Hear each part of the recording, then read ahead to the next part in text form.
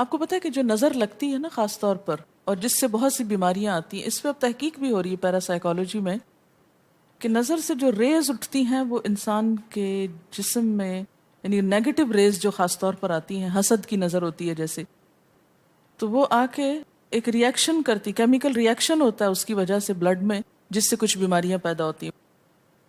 حدیث میں آپ کو سنا دیتی ہوں۔ حضرت ام سلمہ سے روایت ہے کہ آپ صلی اللہ علیہ وسلم نے ایک لڑکی کے چہرے پر کالے پیلے رنگ کا نشان دیکھا تو آپ نے فرمایا اسے نظر بد لگ گئی ہے، اس پر دم کرو۔ حضرت جابر کہتے ہیں کہ آپ صلی اللہ علیہ وسلم نے آل حزم کو سانپ کے ڈسنے کی وجہ سے دم کرنے کی رخصت دی، اور آپ نے اسما بنت امیس سے پوچھا کیا وجہ ہے کہ میرے بھتیجے کمزور ہیں، کیا فقر و فاقہ کا شکار ہیں، یعنی کھانے پینے کے باوجود یہ کیوں کمزور ہیں، کیا ان کو کچھ کھانے کو نہیں ملتا؟ انہوں نے کہا نہیں، بلکہ انہیں نظر بد بہت جلد لگ جاتی ہے، تو آپ نے فرمایا ان پر دم کیا کرو۔ یعنی جس بیماری کی سمجھ میں نہ آئے کہ کھائے پیے بھی انسان جوان بھی ہو لیکن اس کو صحت ہو ہی نہ، کوئی ظاہری سبب معلوم ہی نہ ہو، تو ایسے شخص پر دم کرنا چاہیے۔ حضرت عائشہ صدیقہ کہتی ہیں کہ رسول اللہ صلی اللہ علیہ وسلم نظر بد کی وجہ سے دم کرنے کا حکم دیتے تھے۔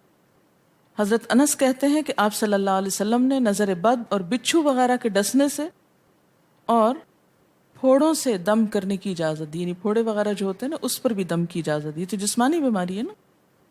اور نظر کے بارے میں تو یہ بھی کہا گیا ہے، حدیث میں آتا ہے کہ نظر بد کا لگنا حق ہے، انسان کو اونچے پہاڑ سے گرا سکتی، کیونکہ ہوتا کیا ہے کہ جب ایک خاص اینگل سے دیکھا جاتا ہے تو دوسرے انسان کے جسم میں جیسے لرزہ سا آ جاتا ہے نا، اور انسان ہل جاتا ہے۔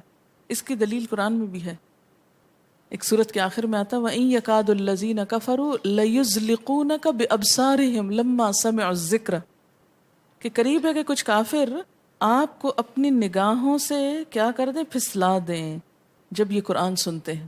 یعنی وہ سننے نہیں آتے تھے، صرف آپ کو گھورتے رہتے تھے۔ اور کس لیے گھورتے رہتے تھے؟ تاکہ آپ بول نہ سکیں، آپ لرز جائیں، ڈگمگا جائیں، اپنا کام چھوڑ دیں، بری نیت سے آتے تھے۔ وَيَقُولُونَ إِنَّهُ لَمَجْنُونَ، کہتے ہیں کہ یہ تو مجنون ہو گیا۔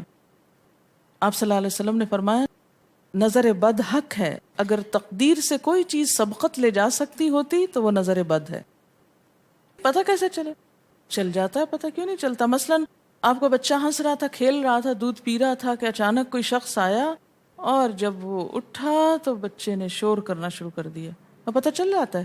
بعض اوقات گھر ہی کے لوگوں کی لگ جاتی، بعض اوقات محبت سے بھی لگ جاتی، کہ بچہ کھیل رہا تھا، آپ دیکھتے کہ وہ گر پڑا، اچانک رونا دھونا شروع ہو گیا، سر پٹ گیا۔ حدیث میں آتا ہے نظر بد انسان کو موت تک اور اونٹ کو ہانڈی تک پہنچا دیتی ہے۔ اونٹ کو ہانڈی تک پہنچانے کا مطلب کیا ہے؟ ذبح کرنا پڑ جاتا ہے، تڑپنے لگتا ہے۔ آپ صلی اللہ علیہ وسلم نے فرمایا اللہ کی قضاء اور تقدیر کے بعد سب سے زیادہ نظر بد کی وجہ سے میری امت میں اموات ہوں گی۔ آپ صلی اللہ علیہ وسلم نے فرمایا نظر بد سے اللہ کی پناہ طلب کیا کرو، کیونکہ نظر بد کا لگنا حق ہے۔ اسما بنت امیس نے آپ سے گزارش کی کہ بنو جعفر کو نظر بد لگ جاتی ہے تو کیا وہ ان پہ دم کر سکتی ہیں؟ آپ نے فرمایا ہاں، یعنی ایک عورت بھی دم کر سکتی ہے، اور اگر تقدیر سے کوئی چیز سبقت لے جانے والی ہوتی تو وہ نظر بد ہے۔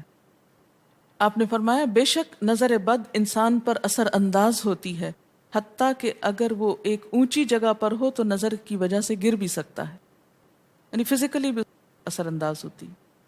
اور آپ دیکھیں کہ وہ قرآن پاک میں نہیں آتا وَمِن شَرِّ حَاسِدٍ إِذَا حَسَد، اور حاسد کے شر سے جب وہ حسد کرے، تو نظر بد ہوتی کس کی ہے؟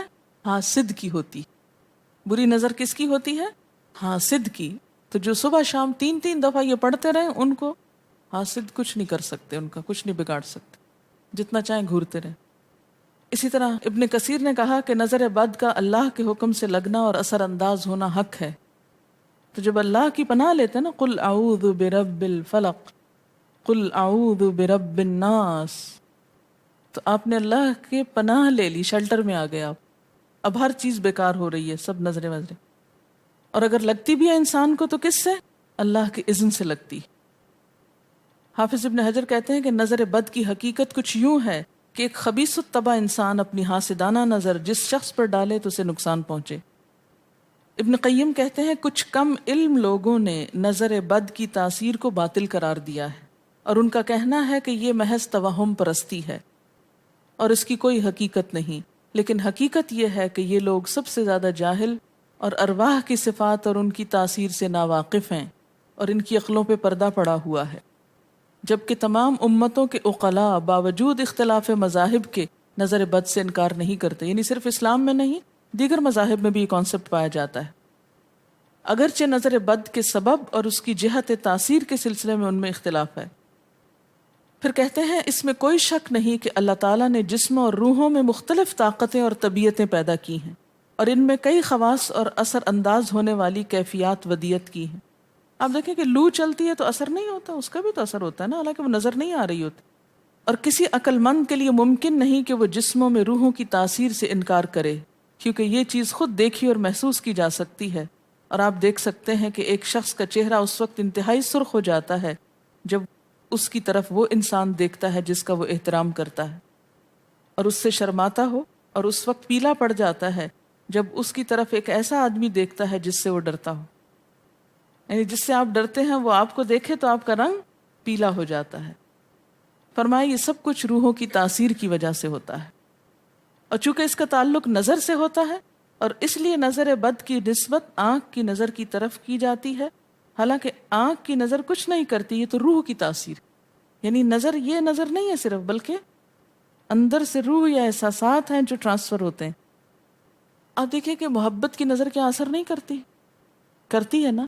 اسی طرح نفرت کی، غصے کی، اور آپ کے چھوٹے بچے خاص طور پہ نظروں کو بہت پہچانتے ہیں. آپ نے دیکھا ہوگا کہ بچے کچھ لوگوں کے پاس فوراً چلے جاتے ہیں اور کچھ لوگوں کے پاس نہیں جاتے. بچوں کی مثال اس لیے دے رہی ہوں کہ وہ معصوم ہوتے ہیں نا، ان کو کسی نے سکھایا پڑھایا نہیں ہوتا کہ ادھر جاؤ اور ادھر نہ جاؤ، اور اگر آپ سکھائیں پڑھائیں بھی تو پھر بھی وہ اپنی مرضی کرتے ہیں، آپ کی نہیں مانتے. تو وہ ایک طرح سے بہترین جج ہوتے ہیں. بعض لوگوں کو دیکھ کے بچے رونے لگتے ہیں، بعض کو دیکھ کے مسکرانے لگتے ہیں. تو یہ ایسا کیوں ہوتا ہے؟ اچھا، اسی طرح اگر کوئی شخص کانسٹنٹلی آپ کو دیکھ رہا تو آپ کانشیس ہو جاتے ہیں، آپ ٹھہر نہیں سکتے. اسی طرح اگر کوئی سٹیئر کر رہا ہو تو اس کی نظروں سے بعض اوقات خوف بھی آنے لگتا ہے.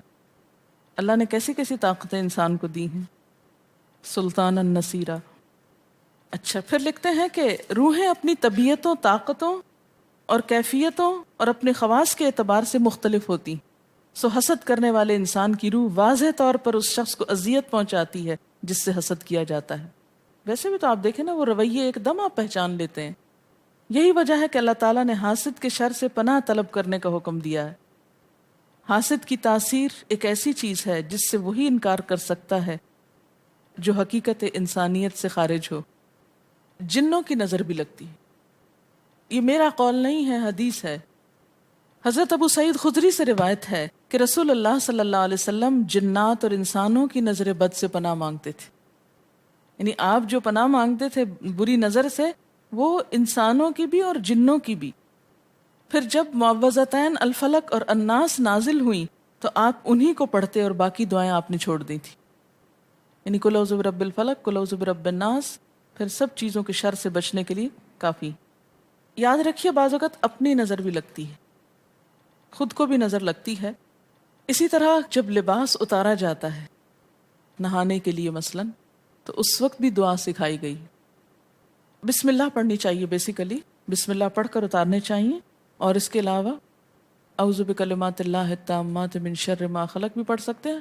آپ کو معلوم ہے کہ ٹوائلٹ میں جانے سے پہلے بھی دعا سکھائی گئی، کیونکہ جنات کے ٹھکانے گندی جگہوں پر ہوتے ہیں.